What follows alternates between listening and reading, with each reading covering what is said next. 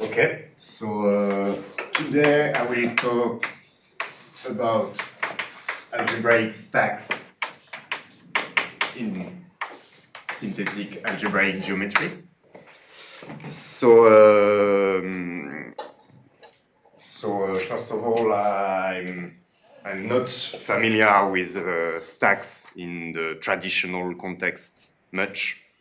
So what I will say will be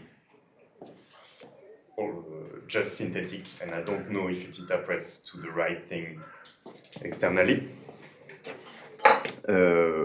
Yes, so first question is what are stacks? And so my understanding is that sometimes you consider some particularly nice schemes. So for example, you can consider elliptic curves. You have a type of such elliptic curves. And so ideally you would love it to be a scheme so that you get a good control over it. But of course there is no hope for this to be true. For example, because since some elliptic curves have automorphism, their type form a one type and not a scheme, since all schemes are sets. But you still have, in some sense, a nice control over it, in the sense that it's not too far from being a scheme. And so this notion of stack encapsulates this idea of having a higher type, which is not too far from being a scheme. And so what I will present today is a tentative definition of what is a stack. And then what I will explain is why this tentative definition gives a well-behaved theory, or at least seems to do so. I will give a few results in this direction, but a big issue with this theory of stack synthetically at the moment is that we lack interesting examples overall. So I will more present a theory with not much example, and they are not very exciting in my opinion. But that's the first step toward having nice example later, hopefully. So let me start with the definition. So a type X has an étal atlas if there exists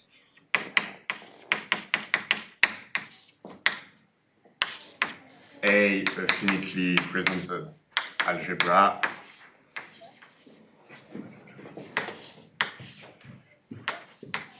and a map P from the spectrum of A to X that is surjective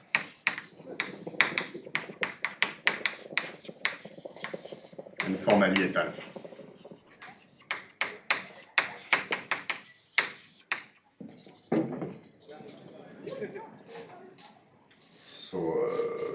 So example which kind of motivates calling it an atlas. Any scheme has an étal atlas.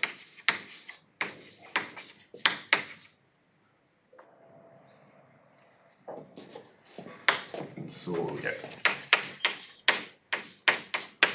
Proof X scheme. Take an affine Zariski cover.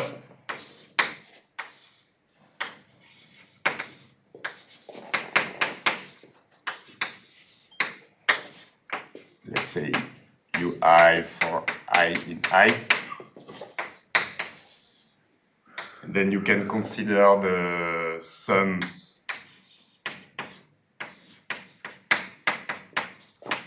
of the spectrum.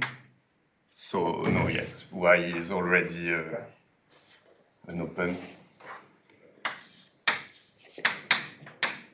So you have a surjective map from this sum to X. You know it is surjective, that's the definition of being a cover. And you know that the fiber over a point are finite sums of open proposition. And so open proposition are formally étale, and étale types are stable by sum. So this is indeed an étale atlas. Okay. It's affine because the disjoint union of affines is again affine. Yes. Because it's given by the underlying Cartesian product of the ring. Yes. Indeed. And that, by the way, is a nice example for a situation where we need to expect zero divisors in our ring. Yes. Yes, because in our algebras. Not in the base ring R, but but in the algebras, yeah.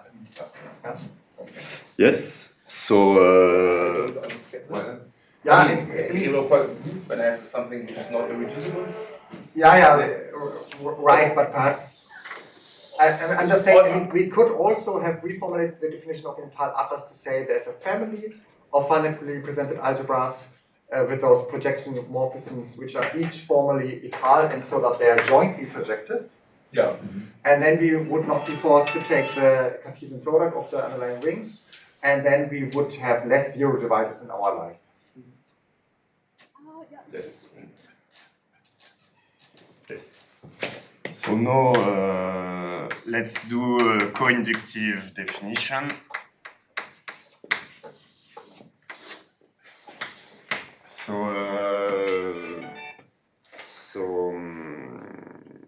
During this talk, I will just use algebraic stack, but no, it's confusing to call them algebraic, so I will call them Deligne-Mumford stack.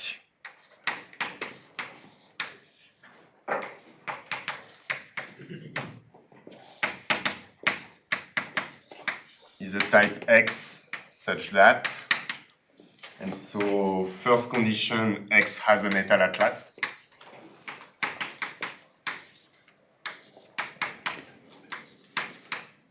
And second condition, for all X and Y in X, the type of equality is a Deligne-Mumford stack. Sorry, is this name really Deligne? Deligne. Yeah, sorry. we had the growth discussion yesterday. Yeah, and I was especially confused because you're French and Deligne is French. Yeah. I'm not sure what's happening here. I will call them DM stack, so I get out of this trouble. So is this a recurrent? Yeah, it's co-inductive. Yes. So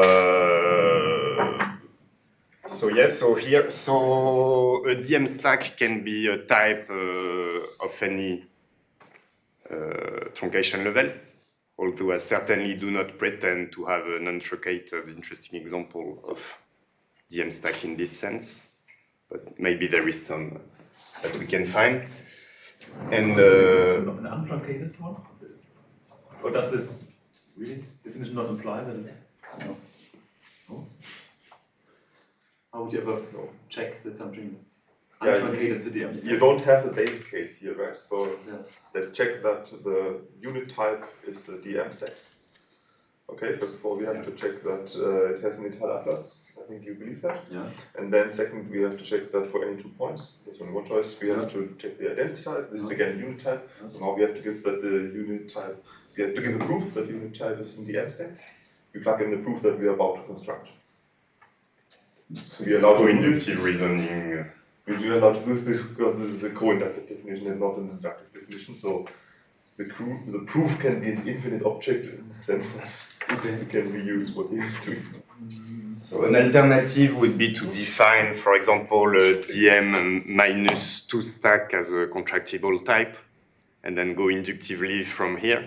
But actually, synthetically, it's easier to manipulate this definition so that you can It's easier to manipulate.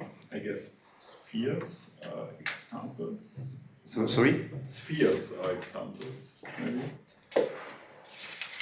Or no? No, so the circle is not, because you would need Z to be a DM stack, okay. and so you would need a cover, you would need an étal atlas for Z, and you cannot have this pi boundedness. Okay. And can you have an entire atlas of the circle? Of the circle? So is the, I guess we want to take this point into the circle. This is subjective, but is it formally entire? Okay. That's Probably not. P of No. Z, so yes. No, I mean the fiber is. The fiber are not formally étal because they are. Yeah. No, I would guess that is formally étal, so it's fine. Yeah, so it's Yeah. a separate decide we want it to be formally entire, right? Okay. Yeah. Yeah, that's fine. Okay. So this is not the issue. Okay, so an example which we should expect, any scheme is a DM stack.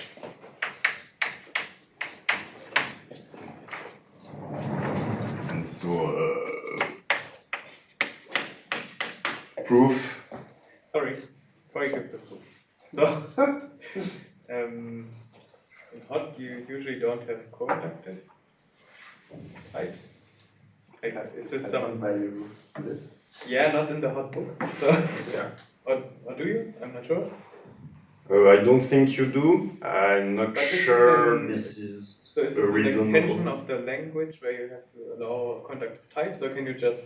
I mean, you just said how you could phrase it as an inductive type. But Yes. Is this always the case for But conductive? but that's the inductive thing is not equivalent. So what was your I don't think so. So if you want to define,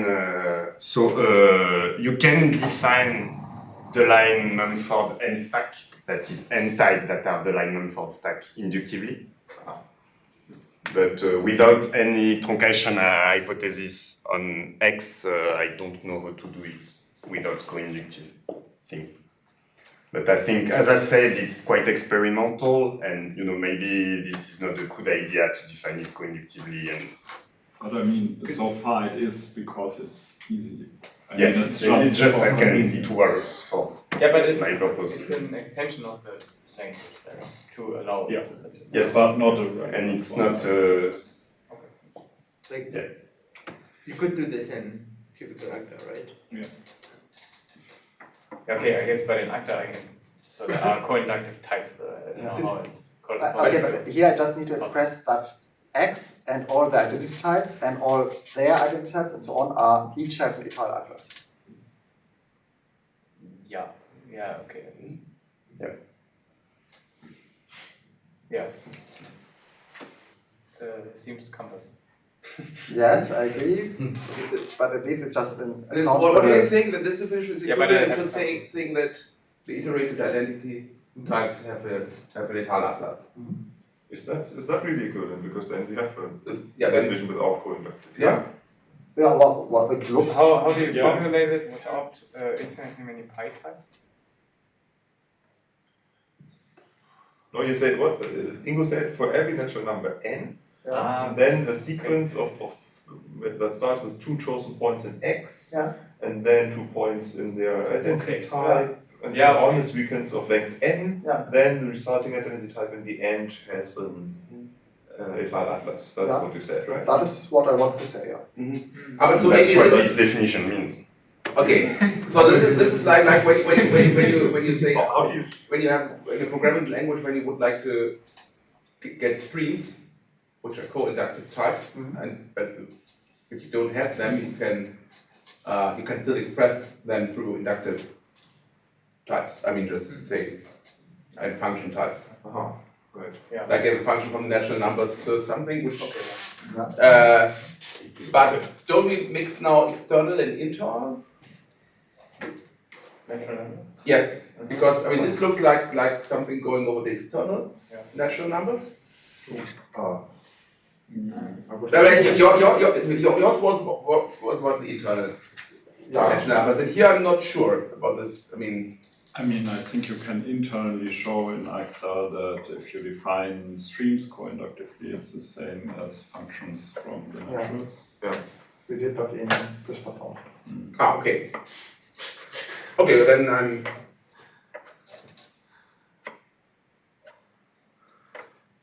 Okay. Okay, and Matthias proved that the unit type. Yeah, well, that's okay. This is now. This other proof becomes simpler. Yeah. It doesn't use co-inductive technology No. anymore. Yes. Instead, it uses sequences. It uses induction over the length of a sequence, but the sequence gets trivial. Yeah. Also, if you know the age level of your type, then it's good. It's not finite. Yeah. So if you know the H level, then you can write down. First, you have to show the unit type, which is in. Or the zero type. I thought the unit type. Oh. Okay. So let me go with this. So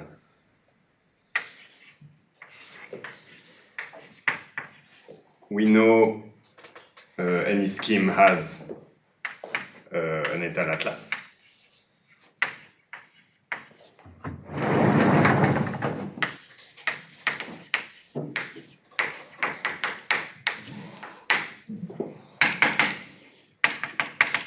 Identity types in schemes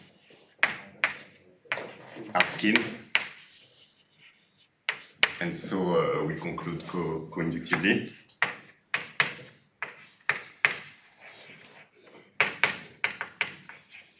So here we can read of the co-induction if we know that the unit is a DM stack. Yeah. Yes, so there is a few stability results. So lemma DM stack are stable under sigma types. So here essentially we have to prove that if a type has an étal atlas and we have a family of type over this type and each one has an étal atlas, then we can give an étal atlas of the sigma type. And so I will not explain this in details, but it's not very complicated. I mean, except if someone wants a detailed explanation. But yeah, okay. So we know that DM stack are stable by identity types by definition. So having sigma types and identity type means that they are actually stable by finite limits, which is something we expect. So for example, the fiber of a map between DM stack is a DM stack because it's the pullback, if it's a pullback of DM stack.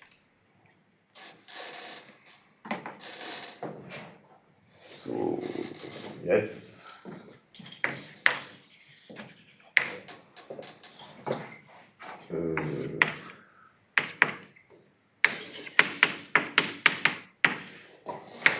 Let F be formally étal surjective.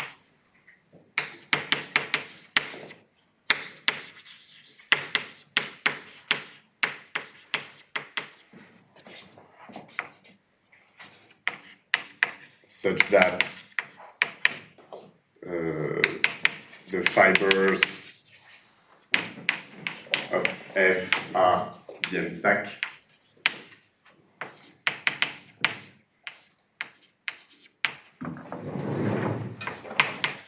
Then if X is a DM stack, Y is a DM stack as well. So here this should be seen as a form of stability of DM stack by quotient, because a surjective map like this is an homotopic quotient. And so describe what kind of quotients are okay. So let's prove this. So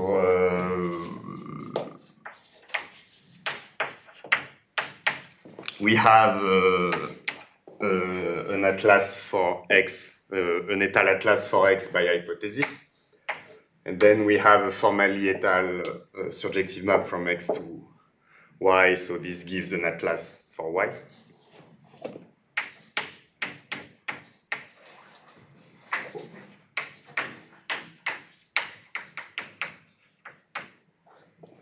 And next we need to prove that identity types in Y are DM stack.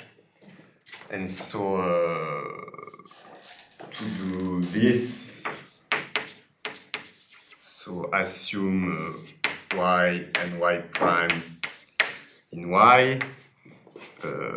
Since we want to prove a proposition, we can assume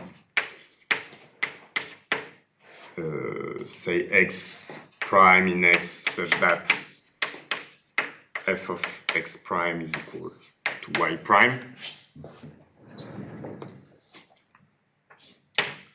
And then we can draw this diagram here. So here we send X, here we take the fiber over Y over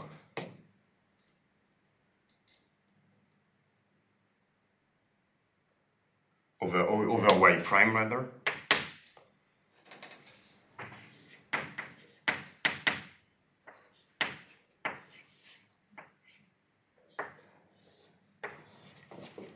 So here, this is the fiber of F over Y prime. It is a stack, and so if we do the pullback like this, we get F of X.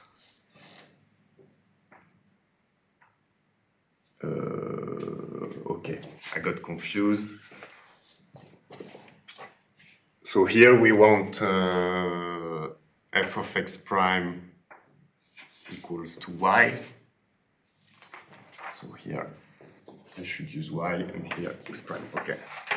So I have a pullback like this. So because here I take the element here such that X is equal to X prime, and that gives me precisely this type. And so I know this is a DM stack, this is a DM stack, and this is a DM stack because it is a fiber of F.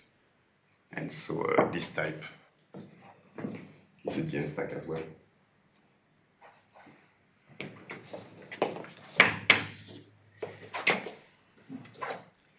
And it's merely Y prime equals Y. And that's... Yeah, this is equivalent to Y prime. Equals Y in Y.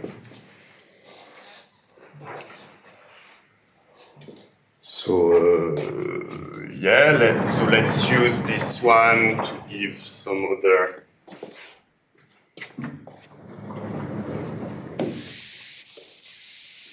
examples.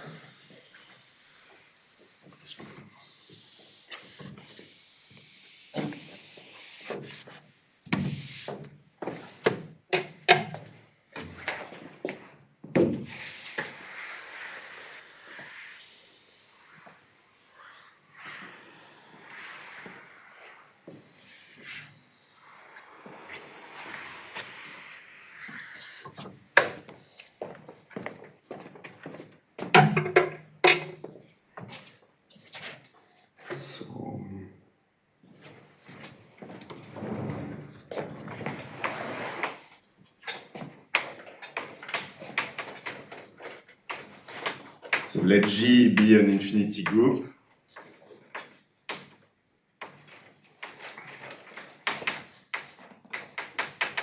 That is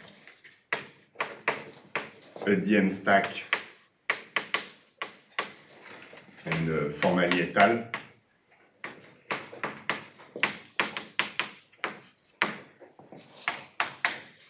Then the delooping BG is a DM stack.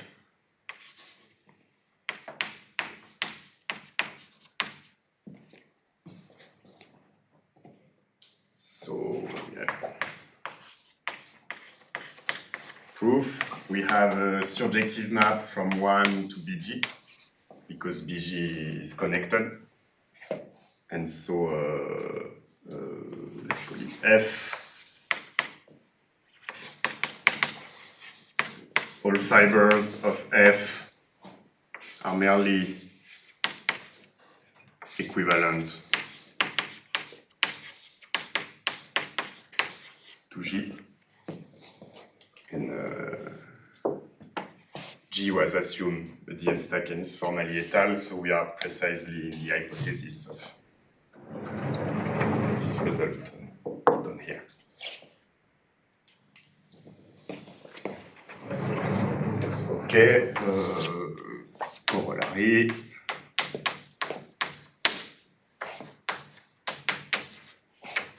Let G be an infinity group acting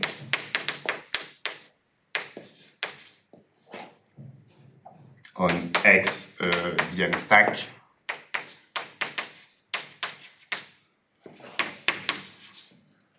Then X quotiented by G is a DM stack.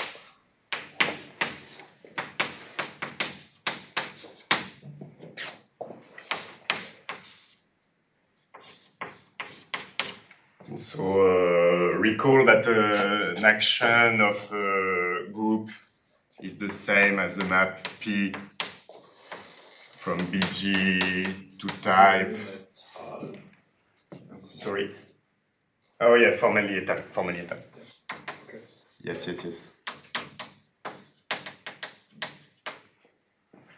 So an action of G on X is a map P from BG to type, such that P of the base point is equal to X. But since X is a DM stack, we know that in this situation we can factor this map through DM stack. So we know that the image of any point is a DM stack. Why? Because we know that any point is merely equal to the base point. We want to prove the proposition that its image is a DM stack, and we know that the image of the base point is a DM stack by hypothesis. And so then in this case, the quotient is simply equal to the sigma type of X in BG, such that P of X. So which is a DM stack by stability under sigma.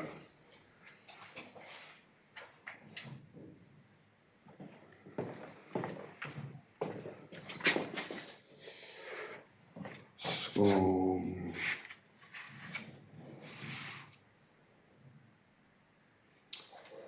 what is our definition of infinity group?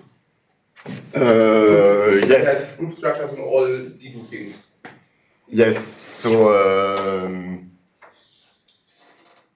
okay, let me Just say it's a loop space or something. yeah, so the very quick definition would be to say an infinity group is actually a pointed connected type, which is the delooping. A perhaps more principled way would be to say that the type of infinity group is equal to the type of X and Y in U with a point in Y, and such that X is equal to the loop space of Y.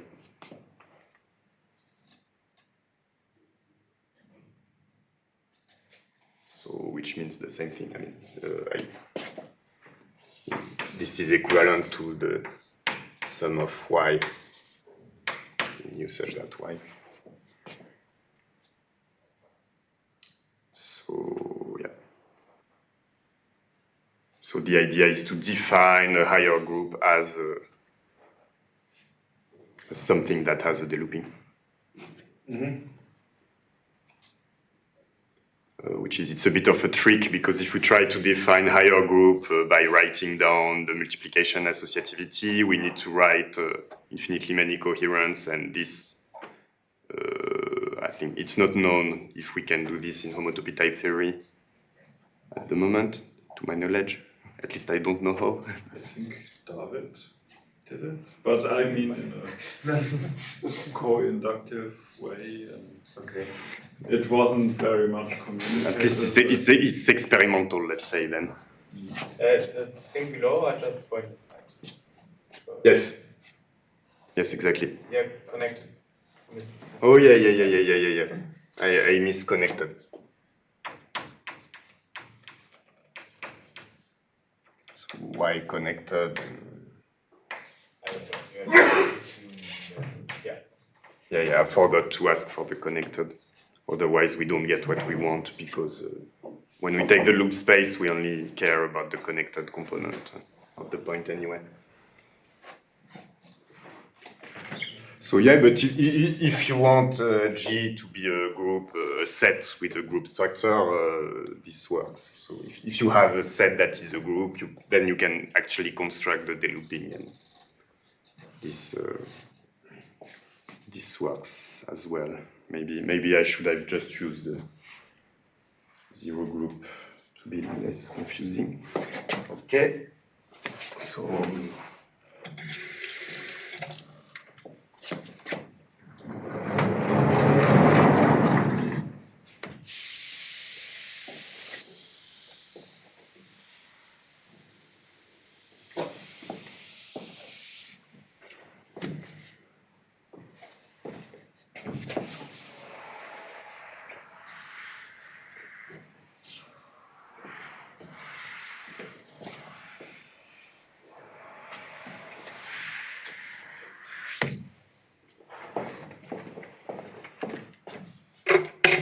Okay, another example of stability that we have.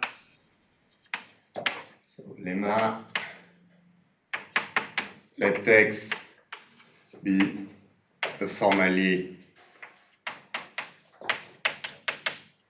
étal dm stack.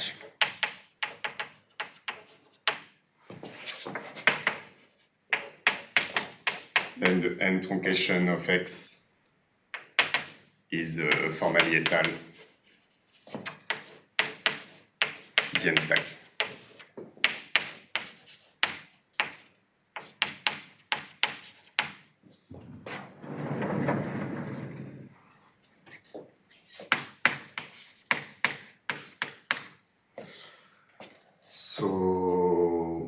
Okay, so let's prove this.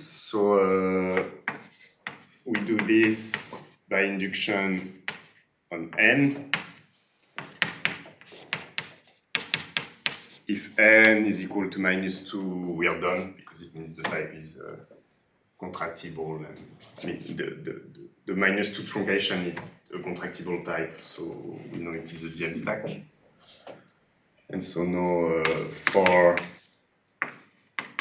n+1, we have a map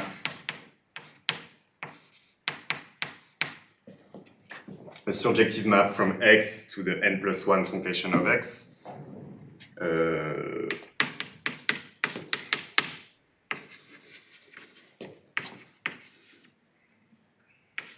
So we know that its fibers are merely of the form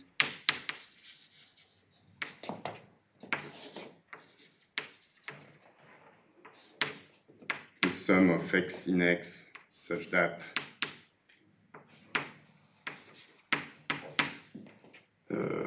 yes, n here. So here we simply use that the identity type in the n+1 truncation of X are the n truncation of the identity type in X. And so by induction, we know that this type is a formally étal dm stack. And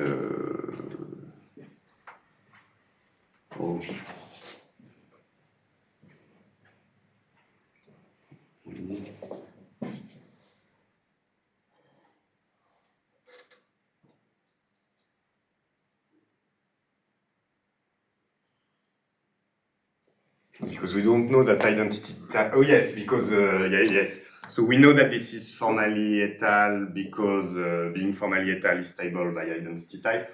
We know that it is a DM stack for the same reason. So by induction on N, we know that this is a formally étal DM stack. X as well.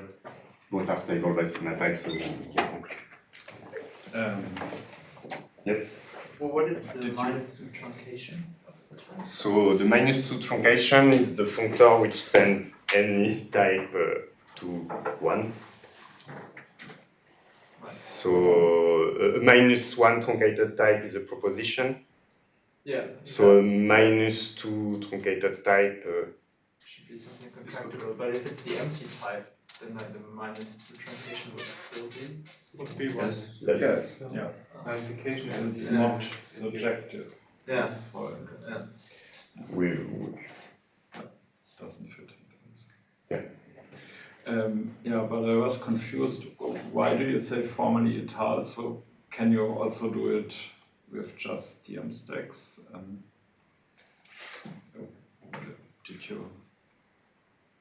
I don't think so, or at least I don't know how to make it work. Ah, okay. Because so if you don't know that X is formally étal, then this fiber does not seem to be formally étal, at least not by this reasoning. And we need a formally étal map in this lemma, I guess, that closest to it. So. You get the cover. Yeah, to get an atlas. We want this map to be formally étal, that's how we get the atlas. But I mean, what I say is not a proof that this cannot be extended when it's not formally étal, but just that this proof does not work.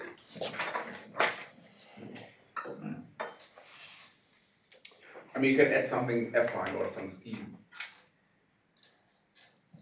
Because I mean, can extend the, I mean, if you, because I mean, what you never did, you never replaced your spec A of the atlas by something else. Yeah. So like taking a product with a scheme and taking a cover of this, it can, and could again be a new atlas for it. Yeah, it could. Yeah, there is many atlas. If that's what you mean, I'm a bit confused by. I just wanted to say that in all proofs we have seen so far, we never changed the original atlas we started with from our assumptions. Yes. This is, I think, maybe the main reason why we have to stick with formally étal morphisms. And I guess, I mean, some extensions of these theorems may not be that hard. Just, I mean, maybe they are just trivial extensions. I mean, Just by replacing the atlas by something atlas times scheme. Yeah. I mean, there is definitely some extension to this. Definitely, when dealing with morphism, here it's very important to replace atlas. So if we have a morphism between DM stack, we can ask ourselves, is there a corresponding morphism between a fine scheme for two atlas? And this is the case, but here you have to change the atlas. You have to choose the atlas appropriately.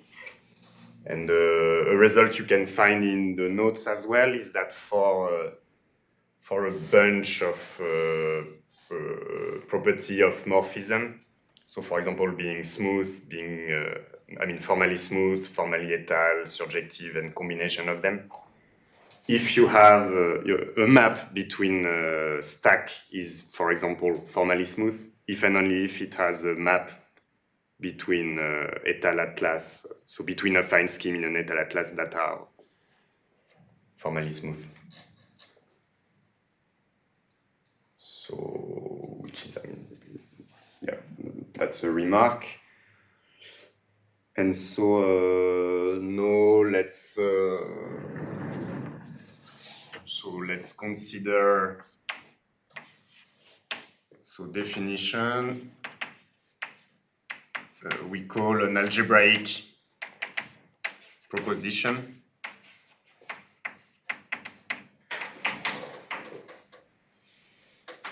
So an algebraic proposition is a proposition that is a DM stack.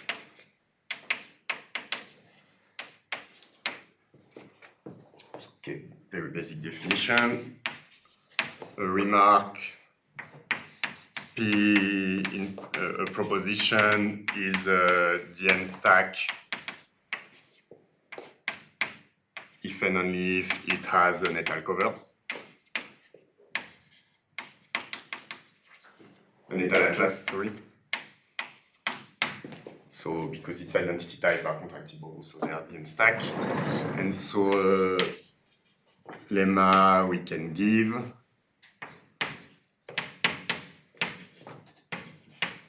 P is an algebraic proposition if and only if P is equivalent to the truncation of spec A for some FP algebra A with, so we have a condition, and here the condition is that if this holds, then spec A is formally étal, I'll say in this case. So, I mean, of course, you have the example when spec A is étal, then the truncation obeys this condition. But this also holds, for example, for proposition data schemes. Because if they are inhabited, then they are contractible and they are formally étal. And so, yeah, so that it's the two extreme example and maybe have some stuff in between. Yeah, I will prove this. I have one question about the naming. So why do you call it an algebraic proposition and not a DM proposition? So by analogy with algebraic space.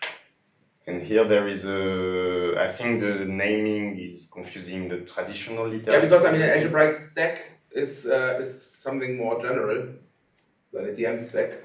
Yes. Because you allow smooth covers and not only. But an algebraic space is something less, I mean, an algebraic space should be called DM, the DM space to be in line with this terminology. And so here I choose to put proposition with space, but I mean, that's, yeah.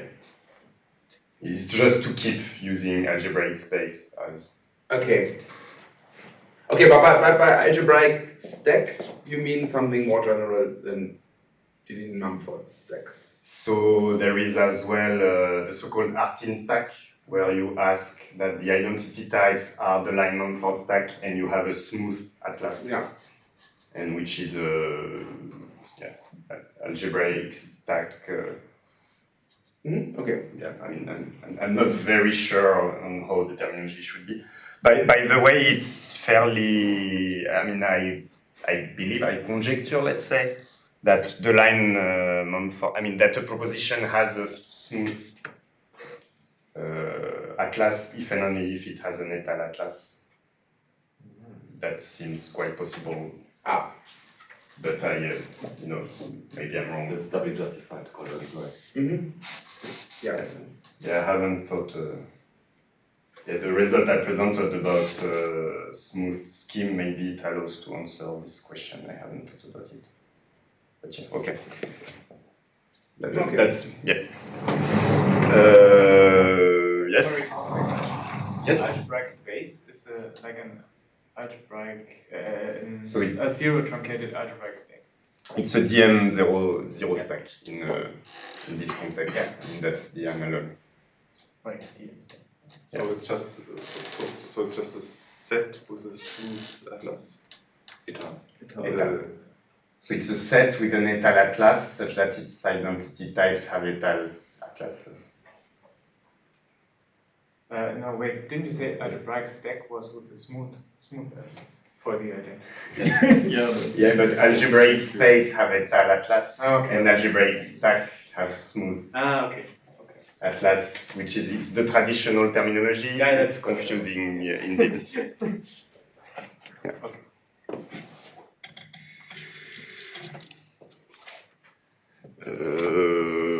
Where was I?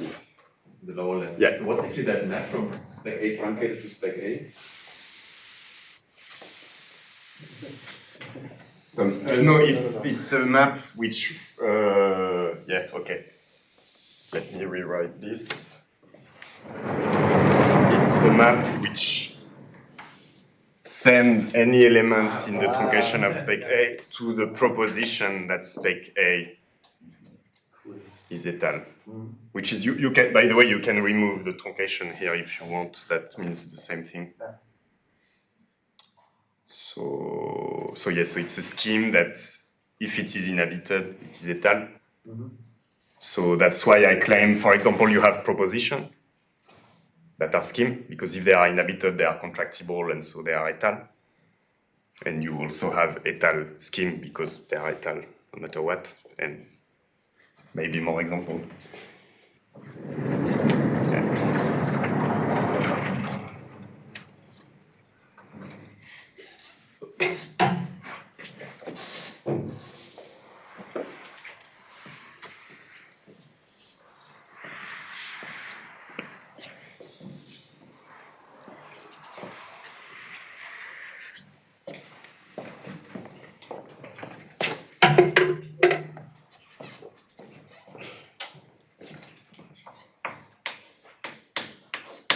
No, but now I don't understand the statement anymore. That's for some with. So P is an algebraic proposition. If and only, okay, let me. The error as an implication. If spec A is inhabited, then spec A is étal. Good. Yeah. So it means that for any algebraic proposition, there exists a finitely presented algebra such that P is equivalent to the truncation, and the finitely presented algebra obey this weird condition. So in other words, we have a map of that types, but we don't. You don't think about it as a map because it's a map between propositions. So we just think about it as an implication being true. Okay. Yes, and so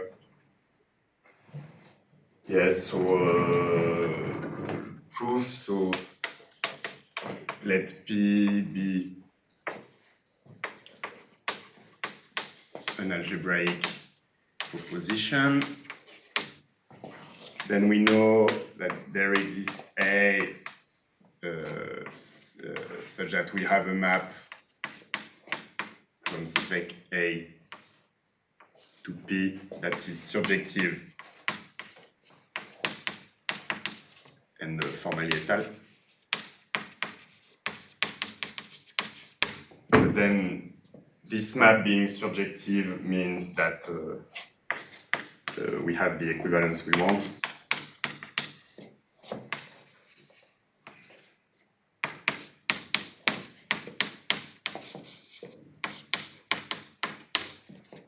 And the condition I write here is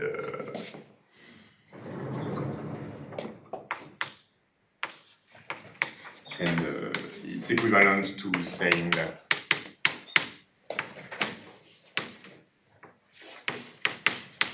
this map is formally étal.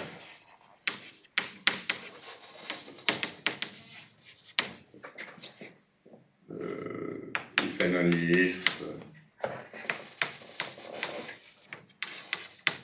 spec A implies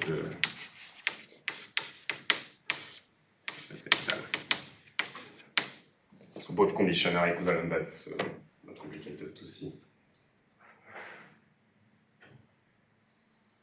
Yes, and so the converse is easy to get from this. Is bottom algebraic?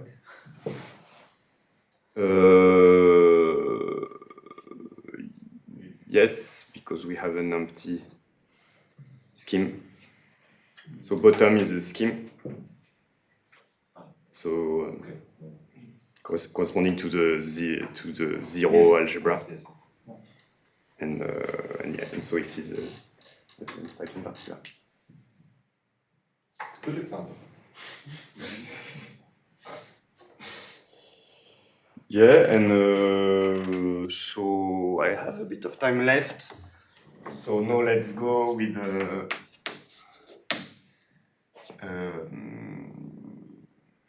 algebraic space.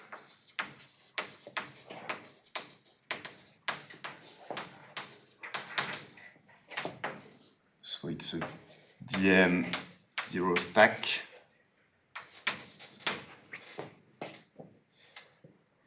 So zero type, that is a DM stack. Yeah, so a set that is a DM stack. And then a lemma. So this lemma has nothing to do with synthetic algebraic geometry. It's just something from homotopy type theory that I will explain. So let X be a set. Then we have an equivalence between the type of R equivalence relation on X. So by equivalence relation, I mean a map which sends any 2 points in X to a proposition obeying what you expect. And so this is actually equivalent to the type of set Y with a map from X to Y that is surjective.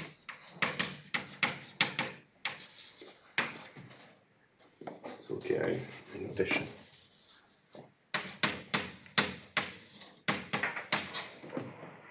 So the type of equivalence relation on the set X is the same as the type of set with a surjection from X to Y. And so here we send the relation to the surjective map from X to X corresponded by R. And here we send the map P from X to Y to the relation which send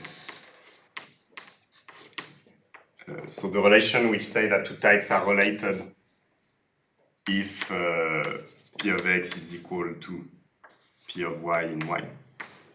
So we can check this is an equivalence relation and so on, and this is actually an equivalence. Okay. And so now we will apply this to the definition of algebraic space.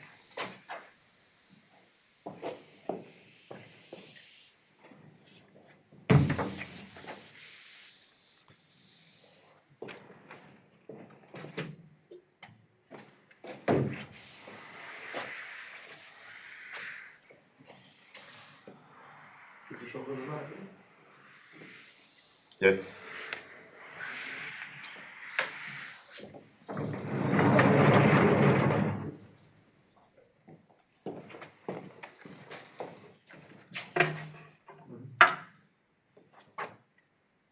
So yes, this I mean I'm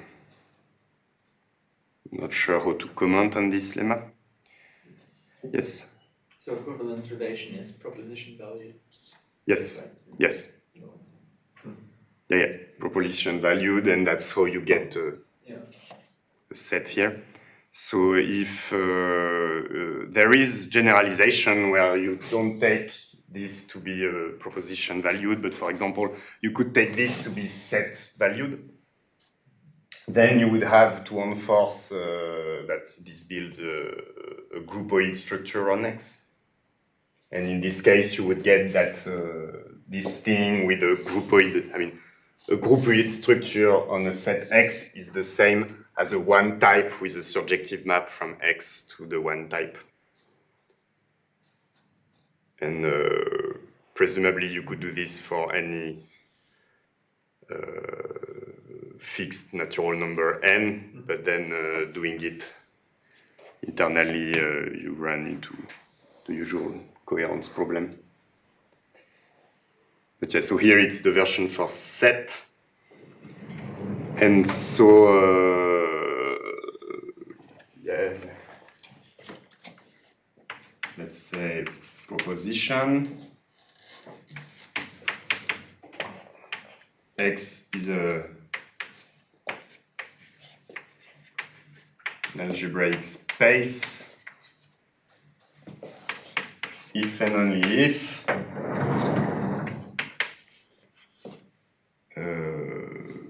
there merely is, so we need a finitely presented algebra, R, an equivalence relation on spec A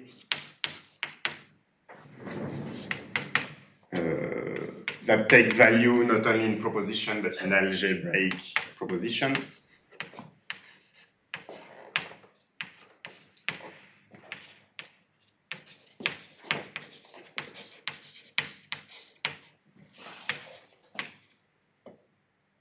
And we also need that for all x in spec A, the type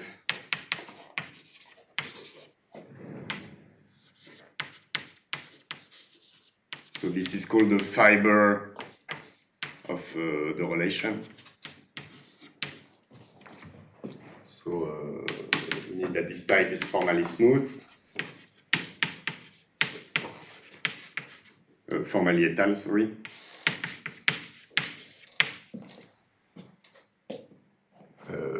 Yeah, and such that x is equivalent to spec A quotient by R. So yeah, so what this means is that a type is an algebraic space if and only if it is the quotient of an affine scheme by a particularly nice relation, equivalence relation. Here, particularly nice means to have value in algebraic proposition and to have a formally étal fiber. And so actually the proof of this is just looking at this correspondence. And what happens when we had here that the map was formally étal, well, this is equivalent to asking for the fiber of the relation to be formally étal. And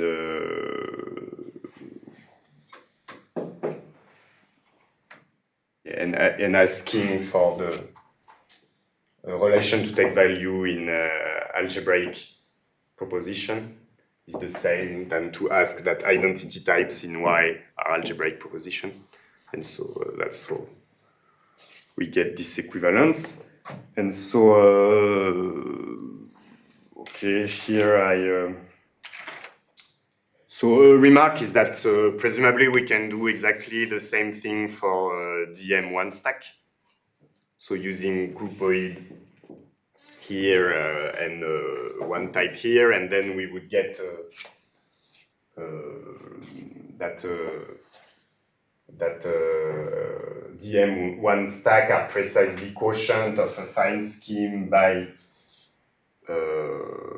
algebraic space enriched groupoid structure that is formally étal in a sense corresponding to this.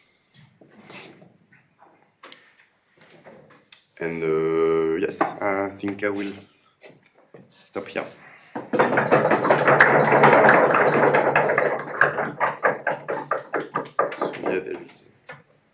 So a bunch of stuff I did not mention. So yeah, actually, if you look in the notes, there is quite a few results which are dedicated to showing that some algebraic space are not schemes. And actually, it required like more work than I expected. So yeah, but I did not present this here. So this is what you meant at the beginning about the non-existence of examples. No. What I mean is just that I lack interesting example. Yeah. Of stack. So what he said was existence of non-examples. Yeah, I have interesting example of algebraic space that are, I mean, they are interesting in the sense that they are not scheme. Ah, okay. This okay. Which is a low bar to be interesting, Yeah, but a yeah, bar yeah. still. Yeah.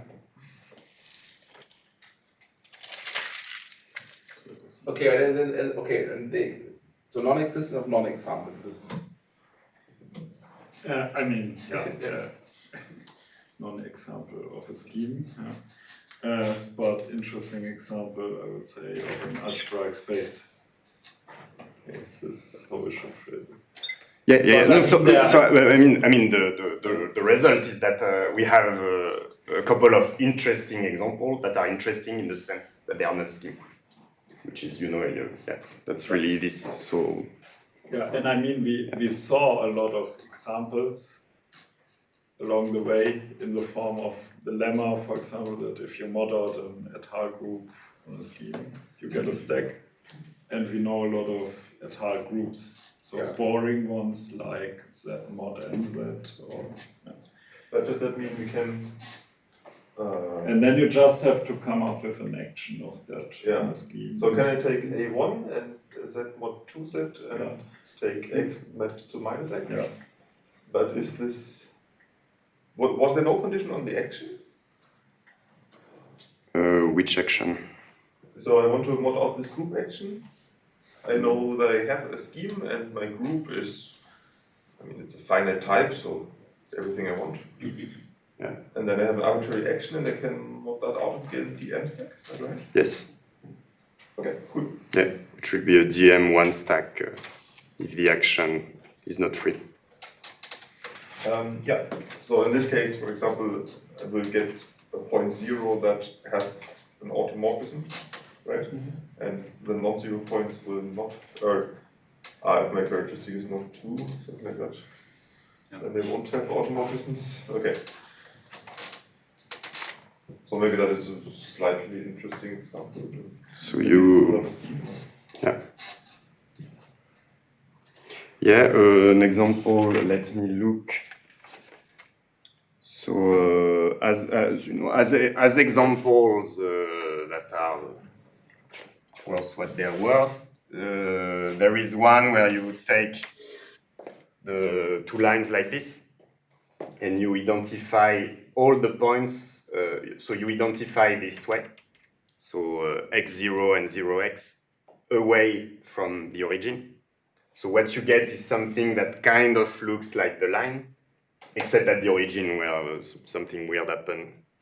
And I mean, understanding what happens here precisely would be interesting, but I did not do it so far. So yeah, presumably this is not a scheme, but I don't think we have a proof of this yet. So sorry, are you looking for an example of a set that is in the M stack but not a scheme? I mean, here I'm just giving examples that are really fun. Be a set, or I don't know. Do you identify stuff with a relation or with an action? No. So here I use a relation. Yeah. Okay. So you can say in the origin, I don't produce extra groups. Yeah. Okay. Yeah. Here to identify, there is no action. I mean, if we were to use an action, then the action would have fixed point at 0. Yeah. So if we want to get an algebraic space, we should not use this action. But then we could also use the action simply flipping, quotient it would be a 1 DM stack. And so here at 0, things would be a bit different because you would have some loops. What if I just take a 1 without 0, and then the action sends x to minus x, and I assume my characteristic is not 2, 2 is invertible. So then you will get a1 minus 0 again.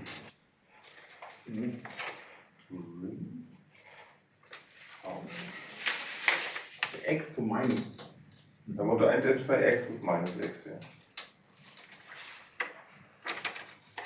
Or What is the, well, okay. where the invariants are is then generated by x squared. No, yeah, okay. Or not? What is? What is You can send x to minus x. The invariants are generated by x squared. the fixed points of the action? Yeah, the function that stay fixed. Ah, the functions that stay. Yes, I see. Okay.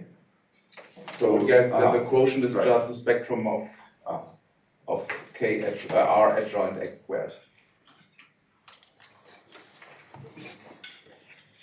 Okay, so that seems to be the same conclusion that I get A1 without 0 back. Yeah. Okay. So actually what I suspect would be that if you do this quotient as a scheme, you get A1 minus 0 back. But if you do an algebraic space quotient, you get something a bit different.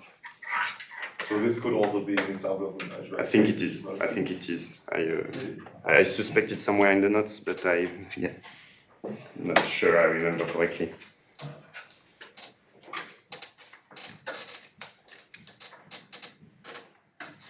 Yeah, because if it was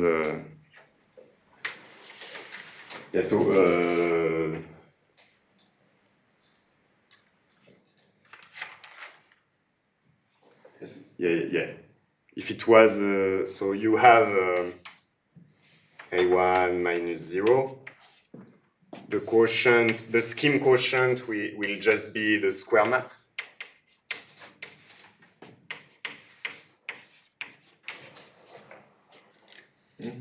You have the proper quotient as an algebraic space I will call X. Which is also the quotient as a type, right? Yeah, it is the quotient as a type, so yeah, the nice quotient. And so if this was a scheme, then those would be equivalent. And so in particular, I would get an inverse to the square map. Why?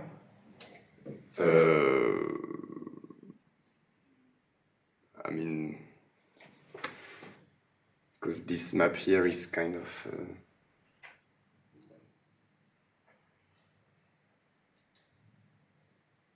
or what did you? I mean, the square root would be surjective, that's what you can say. Yeah.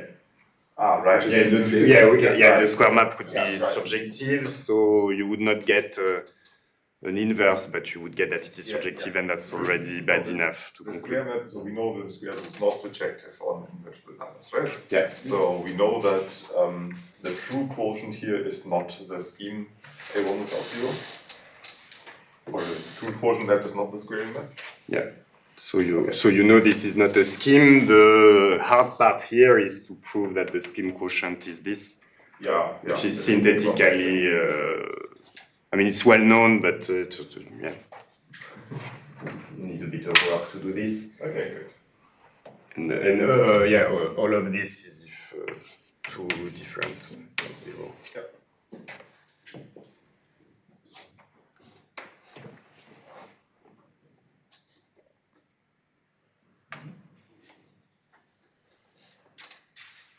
So numbers modulo sign.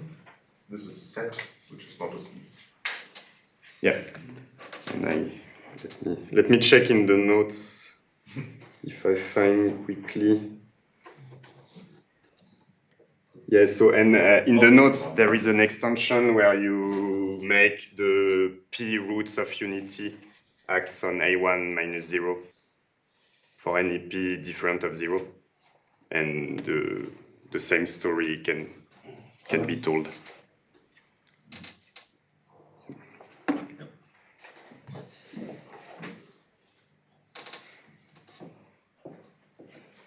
Yeah, so it's the same reason why so we're looking at the comma sequence. So roots of unity to GM to GM, which is exact guitar locally but not Zariski locally. So this is Yeah, and that's because the Yeah. Yeah, that's exactly. The map is not surjective. Which is why we require the FPGA.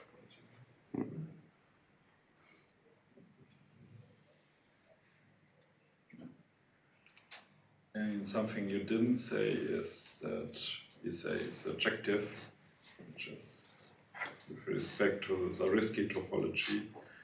But I guess it wouldn't be much work to do everything for a different topology. And usually it's formulated for FPPF. And I mean, what we have to do is just to apply the modality to a lot of propositional truncations. The stacks defined here are automatically stacks for finite topologies, I guess. That's what I would guess. It's not much of a difference. True. Yeah. So the set theory uses. Yeah, we should.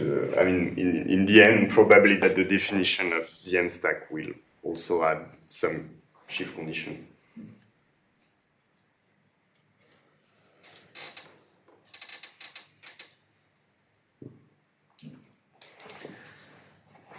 Okay.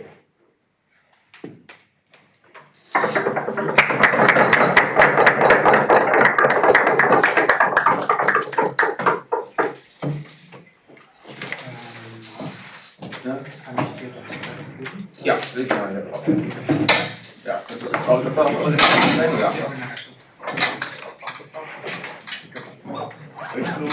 Die meinte, ich soll den Zettel aufnehmen. Ja, gut mal, das ist